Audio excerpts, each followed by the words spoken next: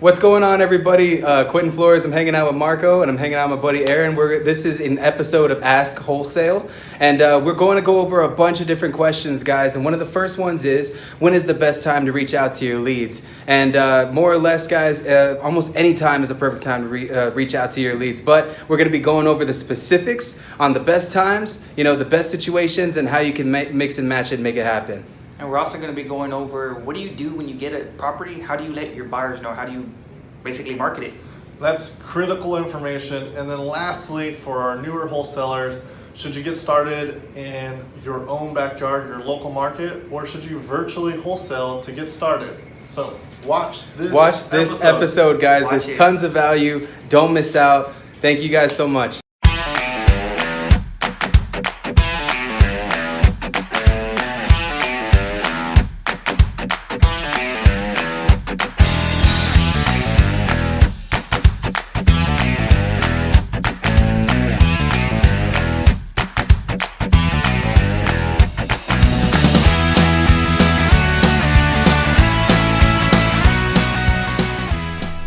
So we are at the 14th episode 14 of Ask Wholesale, and this one is put a star next to it because we have an awesome special guest with us, Mr. Quentin Flores. What's going on, everybody? Q Home Solutions in the house. He's like a real estate ninja. He can do a little bit of everything, and he's someone that is really helpful as well. So you want to make sure when he tells you how to reach out to him.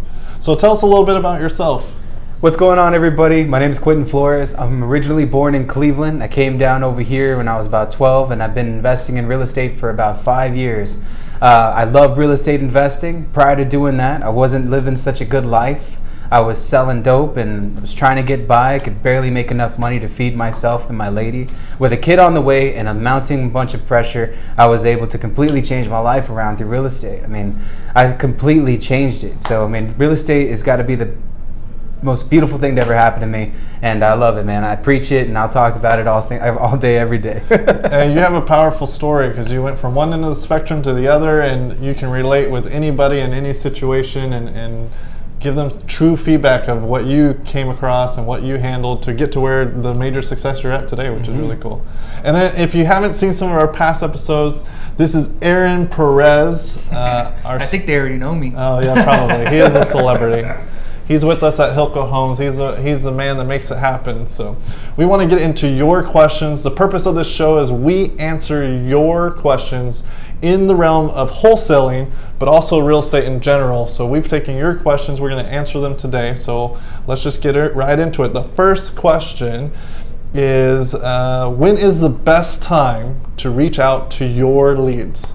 I think that's a great question. What would you say, Aaron, on that one? Best time to reach out to your leads? It depends. Every lead's different, but I would say the best time when you're first working the lead is every day. I would reach out to That's fundamental. You need to make sure you're reaching out every day for sure. Well, when it's a brand new lead, you want to reach. For me, I would want to reach out to them every day. Once you kind of get more of the story of what's going on, what's really going on, maybe they're going through an eviction or whatever the process is, to where you don't necessarily have to reach out every day, but you do want to set up a future date to where you do, okay, you do want me to reach out to you tomorrow, when will be a good time to reach out? And then you get that date from them. But typically every day when it's a brand new lead, but after that you can maybe reach out twice a week, once a week, kind of go from there. For me, I like to separate it out in time zones. So for me, whenever I'm following up a lead, it's either going to be any time between 7 a.m. and 10 a.m. and any time between 11:30 and 2:30 for the lunch hour, because in the morning you're just checking your phone. Everybody has their phones in the morning. I don't care who you are. It's 2018. So I'm always looking at memes, and I'm looking at different things that are going to catch my attention, and I'm looking at the text message I might have missed or the calls that I might have missed. So I think that the first call in the morning is probably the best, because you're going to catch them right when they wake up. If not, then you can wait toward the afternoon, lunchtime. Everybody has a lunch hour between 11:30 and 1:30, so that's where I stick that time frame in. Any other call call that I make on that time frame is after 6 p.m. And that's just for me to follow up with the leads. And I want it to be convenient for the seller for me to be calling that person. I don't want them to be in a rush. I don't want them to feel as if I am dogging them for like, let me buy your goddamn house. You know what I mean? Like when it's like that, you're putting too much pressure on something that might even be a sensitive subject. Yeah. So I call during the best times that I think are, readily available, that where I think the seller would be more, I guess, persuaded to talking to me, if that makes sense. I think there's a few ways that you need to look at this when it comes to calling your leads. Number one is if you have a lot of time, then you can call leads every day. If you have limited time, sometimes it's best to schedule all your follow-ups on Tuesdays and Thursdays, or Mondays, Wednesdays, and Fridays, depending on your schedule. You need to have a CRM system of some sort. That's a management system for your leads so that you can indicate what specific day you need to follow up with the person, whether it's next Monday, whether it's 2 weeks from now, whether it's 6 months from now. That needs to be logged in your CRM, so when you check your CRM every day, you know who you need to be calling. And as far as time of day, yes, generally you want to be reaching out to people early in the morning, in the lunchtime and afternoon or evening after work. But be mindful of them. So what you can do is ask them, like Aaron was saying, what's a good time of day to reach out to you? Not just like the day Saturday, but what time at Saturday? And you need to put that in your CRM system. The other thing is paying attention to when they respond to you. So if they respond to you at 1 o'clock every time, right around there between 1 and 2, that's probably the best time to reach out to them. So being mindful of what's going on with them, asking them those specific questions, and then taking good notes is how you can be successful. And one little tidbit I'll give, just bonus, when it doesn't even have to come to leads, if you're trying to get a hold of like somebody that's like really busy, or like especially like really successful people, other businesses like Quentin over here, I make them my priority phone call. They're like my first phone call of the day, so I might call them right around 8 in the morning or 7:30 or maybe 8:30, right in that really early morning time frame, because that's usually when you're going to get them to answer and respond to you, because they're busy people and they get in the groove of their workday and they're dealing with building their businesses and stuff like that. So you want to catch them before the workday is demanding on them. So that's just like a tidbit bonus highlight extra for you. I got one more tidbit. Oh dang, right here. Boom, it just keeps going. So what I was gonna say is, sometimes too what I'll do is I'll text them first. Hey, I need to speak with you today. Can you let me know what time to call you? And sometimes I'll text back. Not only that, sometimes I'll actually call if they don't answer, but then they text me right away. So if they respond with a text, then I would say respond back with a text, because obviously they'd rather text than call, and at least better communication even through texting is better than not communicating at all. So Awesome, love it. We just gave like golden nugget after golden nugget right here. Yep. All right, so question number 2 is, when you get a deal, how do you let your buyers know? So that's a good one. Do you want to start? In my business, when I get a deal, I make sure that I've already analyzed it and I've broken it down, and I already know the amount of money that I can tack on versus the amount of money that my buyer is going to pay. It's always important to have your due diligence done before you let your buyers know. I think that you need to have a clear title on it, because the last thing that you want is to waste a buyer's time. Let's say I put a house on contract, automatically I just want to see how much I can get for it, if I can get it sold. If you're going to do it that way, that's not necessarily the right way. You need to know from the get-go that your buyer is going to buy it by doing your own due diligence. You got to see it as if it's going to be your money, because $60,000, $70,000, $100,000, this is a large amount of money. The buyer needs to be protected. So for me, I make sure that all due diligence is done prior to me sending it to anybody, and I make sure that we have clear title before I send it out to my buyer database. That makes you just prepared for any questions that they're going to ask you too, so that whenever they're asking you questions, instead of being like, oh, let me get back to you, you're like ready to answer them, and you can start getting to the conversation and saying, hey, let's go look at the house or whatever. But I would say that once those things are set in stone, I have my numbers to the T, I have the rehab bids to back out what I'm pushing, and I also have access to the property via lockbox or appointment, however it's going to be set up. I always make sure that I rush a title commitment using whatever title company I'm using. I use Patricia Sanchez with Capital Title. She'll get me a capital. Hey, shout out. Shout out. She'll get me a title commitment in literally 2 days, and by then I'll know what's going on. If there are things that I need to move around, I address those things prior to lining up a buyer. It's always important that you know know your deals, guys. If you know that your buyer's going to buy it, then it's okay for you to assume that you can do certain things. If you know that there's a $10,000 spread in profit, then calculate what you can use out of this $10,000 that you know that you're going to make, and put it into what you can do to clear the title, whether that be filing affidavits of heirship, removing judgments and liens via whatever attorney that you use to do that. I used Victor Moss. I recently started using another attorney here in town named Judith Gray, and she does a lot of note creations, but she'll also help you guys remove some debt on, whatever deals that you guys got in front of you. And that's one of the most important things, because a judgment or lien can make or break a deal. So just throwing that in there as a bonus. You leverage your team on all your deals. Exactly. All right, so what about you, Aaron? Like, how do we do it whenever we're putting a deal out there? Well, we typically blast it right away. Now, depending if it's an area we're not too sure. When you say blast, what do you mean blast? Email blast. We put together email blast. We have a list of buyers. We actually have a VA that does it for us. We have video walkthrough, pictures, Google Map, comps. We have everything on there that a buyer would need to basically. And same thing we're starting to do. We have bids too, to where basically it allows us to not have the buyers question us as far as where did we get this, where did we get that. We have everything on the email. Well, it helps the buyer too make an informed decision. All that as well. But we also, depending on the area, depending if it's something we're not really used to in a certain area, we'll pre-sell it and say, hey, I really don't know this area. I know you do. What are your thoughts on it? And they'll kind of tell me what they need to be at. And then based off of that, I kind of know how to work it. That's awesome. So some really good components when you're putting your deals out there to your buyers is, number one, you know when a contract's about to be coming through. So when you know that, what I like to do prior to the email blast is the people that I know buy in that either area based on zip code or that price point or the proper exit strategy, maybe it's a rental exit. I'm going to be reaching out to those people that I think this is going to pertain to. And I can give them maybe the preliminary numbers, but at the very minimum say, hey, tomorrow, make sure to check your email. I'm going to be sending you a deal that I think is going to work for you. Or by Friday, I should be having this. Prepping them so that when that email comes through, they already had that mental note to check it rather than just like to keep going on. Because these people, they're buying tons of properties. They're communicating with lots of people. They have a lot of things going on. You're just another notification that they get. So if you can generate a way to bring attention to what you're doing, that's always really good. And then after you do the email blast, just the standard, hey, start calling. You should always have a list. Call through your list, text through your list, touch everybody in your network. So you're blasting everybody at once, being very time efficient, and then you're doing individual contacts so that you can touch those people that may have been busy and missed your email. Oh, let me re-forward it to you or whatever, and you can answer people's questions. But that's the approach that would be really effective. I want to throw this out there too, and this is something that I've seen Hilco do a lot, and this is something that I like and that I've applied to my own business, is that a lot of buyers like buyer exclusivity.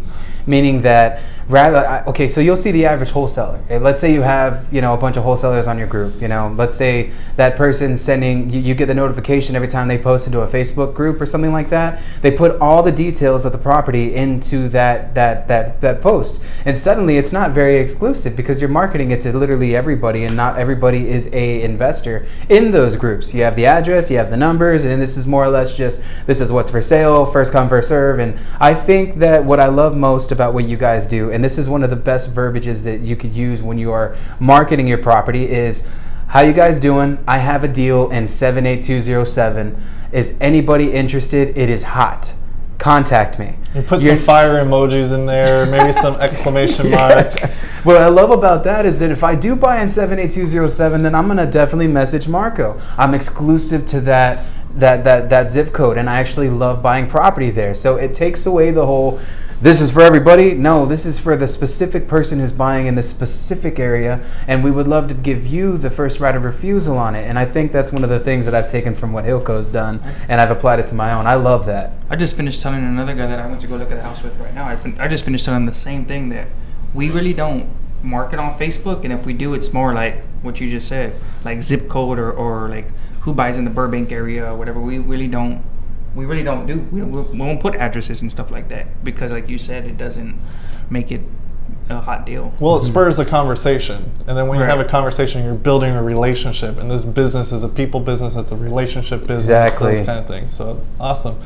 Okay, so I love that one. I think we're on a roll. Episode 14, man, is going to go in the books. Definitely, bro. All right, so number 3 is I am getting started. Should I find a deal in my local market or look for deals in another market first? I think, in my personal opinion, you need to be aware of your own market, because where you live is ultimately going to be where you're going to plant your feet in your business. If you're venturing off into foreign territory, it's never right. I mean, if you guys have read the what was it, the Book of War, the Art of War, right? I mean, you never venture off into a territory that you don't know about unless you have connections there. You use other people's knowledge of the territory to gain the advantage on the terrain of which you're going to battle to the death on. If that makes any sense. I love your analogy. Great. For me, I think it's super important to be able to conquer where you're at then and there. Know your area, because you're already living in it. You got to get an idea of what each side of town has to bring to the table. You know which sides of town to market. You know which sides that you probably should stay away from, you know? I like to think there's a buyer for every side of San Antonio. Section 8, East Side, Hood Side, you know, any area really. It just takes the right buyer for it. However, the only reason that you would know something like that is because you're familiar with your terrain. Venturing off into foreign territory sets yourself up for massive destruction of the enemies. The enemy team, the enemy warrior battalion, whatever. That's so awesome. You guys know what I'm talking about. Yeah, watch out for that 300 coming. Right. I would completely agree. I mean, especially for somebody that's just getting started, I think there are just so many hurdles and learning lessons and things that you need to figure out to just get through a successful deal, that adding that extra component of you're working in a market that you're unfamiliar with people you can't physically see, to a property you can't go out to, to get a lockbox over there, you have to work through somebody else or whatever. I think that's just adding a level of difficulty that's not necessary for when you're first starting out. Now, can you do it? Yes. Mm-hmm. Do people do it? Yes. Mm-hmm. Some of the easiest deals are deals that are out in other markets, but they're also some of the hardest. So what I would say starting out is familiarize yourself with an area that's your backyard, know your zip codes, meet the people. Again, this is about relationships. It's easier to go to your local real estate investor association groups, your meetups, and meet the actual buyers that are going to buy your inventory. I would just say stick with your local, try and be consistent there, master it to an extent, and then explore other markets. Yeah, y'all took the words out of my mouth. we dropped the mic. Yeah, pretty much. I will say, though, that I think once you get situated in your market and you can understand what you can do in your market. For example, I recently figured out exactly how to pull a list from my courthouse, and I love doing that. I can now do that at any courthouse and pretty much anywhere in any market. I think except for Cleveland, Ohio, because they're where I'm from, which is so stupid. Their counties and they saw your name and they said, "You left us, so no list for right. You know, and one of the things that I like most is that it's not hard to be able to pull out hot zip codes. You could outsource things like this using listsource.com. You can pull up the top sales that were all cash in a certain market, and now you have what zip codes are hot. So that's one of the most important things. If you're going to venture off somewhere, become familiarized with how to master your system first before you try to implement it anywhere else. Because if it's going to be somewhere where you're not set up, you're going to have to be able to network, and this is the power of networking with people, and network with those that are within that market to be able to stretch your legs out further. Because once you have something set in stone, I think it can only grow so big, because San Antonio is only so huge. Eventually, I would like to have a giant company here that does nothing but 20 to 50 deals, all wholesale deals for multiple investors here every single month. That's what I would like to. When I get to that point, it is then time to expand my marketing knowledge, and that's when I think it's okay to go off to another market. However, for the starting guy, stick with what you're comfortable with, and definitely set things up. Or gal, stick with what you're comfortable with and set things up. In general. Yes, you. Man up. All right. I thought that was good, man. You really dropped some solid advice. Focus on getting your systems in place, getting some consistency, and then from there you can build off into other markets and conquer those foreign territories. Mm-hmm. Okay, cool. So we talked about real estate. I think that was some solid knowledge. I think that was some great insights. That was wonderful. Those so now are we great gotta, questions. Now we gotta like loosen it up with some funness. We gotta add some non-real estate questions. So this was our fun question. By the way, so we answer your questions on this show. Yes, we answer your real estate questions. Drop them in the comments. We want to answer them for you on future episodes. But give us some fun questions too, like this one. If you could time travel, where would you go? Oh man, there's just so many. I'd go back in time and smack Hitler. I'd go back in time and, tell Bob Marley that, he's gonna die because he has cancer in his toe and he really needs to address it. I'd go back in time and meet John Lennon and tell him not to go outside of this certain place so that he wouldn't get shot. I think that there's a lot of places, mainly. So, moral of the story is, if you had a time machine, you wouldn't be that person like, we have to protect the fabric of time. Instead, you'd be like, nah, we need to fix this, we need to fix this, we need to go over here. You actually were born too early, let's put you back over here. Right. For me though, honestly, I would love to see that world, whatever you end up with. But for me, I kind of got the Back to the Future mentality. I go back in time and I bet on the winning team There every you go. single time. Yeah. I mean, you know what I mean? But what time would you go to start these bets? It's probably when I'm 21, 22. 20. Oh, okay. Whatever, I'm There you old go. enough to bet. There you go. I Have like you ever that seen that strategy. movie Hot Tub Time Machine? It's Yeah. been a When they go while, back in but- time, and if they go back to the 80s, and one of the guys, he That was a funny recreates movie. Google, and he calls it Loogle because his name's Lou. But he becomes like a multi-millionaire later in the future because he's been able to set all this up. I think that if I were to go back in time, I would definitely want to be the first person to incorporate computer gaming and make it what I think would have been my dream, which would be like the head of this whole like, I made Apple or I made Mac or however, and I was the person who thought of What World would of you call it? Warcraft. What and would you things call like it? that. Valve, yeah, definitely. Yeah, what would would you call it? I'd call it Q Home Video Game Solutions. I'm noticing a theme. Right? Not only can I buy your house, I'll whoop your ass in video games. You know what I mean? Yeah. That's a All good right, one. if I were to go back in time, I think I would pick like Italy or something, like those Roman times. I think there's some pretty cool stuff happening. I mean, being the world power for 1,000 years is pretty amazing. Pretty amazing. Like, well, which time though are we talking about? Are you like I trying to guess- go back no, to like that's- Leonidas or like Medieval or- I just saw 300 was on Netflix, man. So Yeah, I'm like right? 100% about this topic. I don't know if a specific time. I don't know. That'd be pretty cool. Or another good time I think would be really cool to live during is the age of discovery, where they're like, all right, we're gonna put everything in the ship, and we hope nobody dies, and we're gonna just go into the unknown. You're talking about the hopefully we Mayflower? land somewhere. Yes, yeah. The Mayflower. Like that would be kind of cool. I mean, risking your life, and the people on your crew are like your bros to the end. That'd be kind of cool. I could see that. Or- Definitely. That also reminds me, were you just saying that also, I'd be the one to discover that the world wasn't flat. That'd be you? It'd be Aaron You're like, Day. put me in them history books. It'd be Aaron Day, not Columbus Day. There you go. I would honestly take a light bulb, if like from here, hop into a time machine, go back there, and something I can plug the light bulb into and screw this shit on, and just flip everybody out. That would be Because it would You have been like, bring oh my the God. energy efficient one. Let's just skip a few generations. This pretty much just like paves the way for like energy and electrical stuff. So I think for me, that would have been a That'd good be find. cool. I hate that it revolves around money. I feel like I could change the world if I had a time machine. There But you go. I We gotta already look out for my determined that best you interest too. would definitely change the world. We determined that.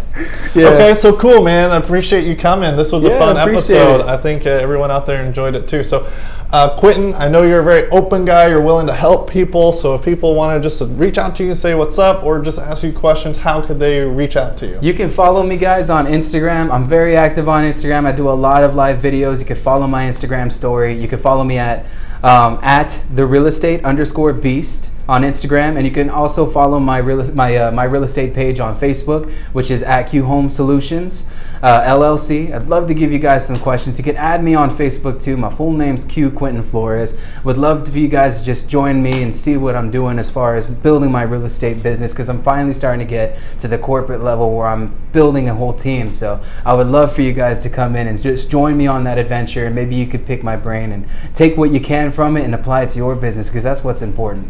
Awesome.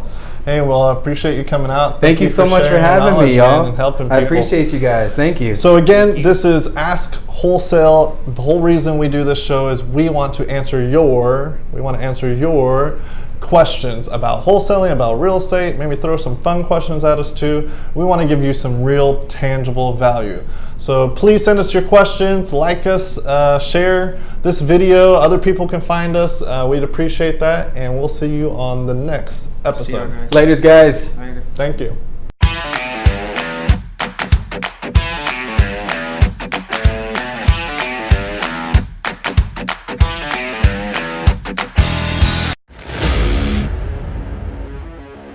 This is going to make the negotiation process a heck of a lot easier, guys. Negotiation is extremely important because it's what's going to separate you from 90% of the real estate community. It's going to put you in the position to win.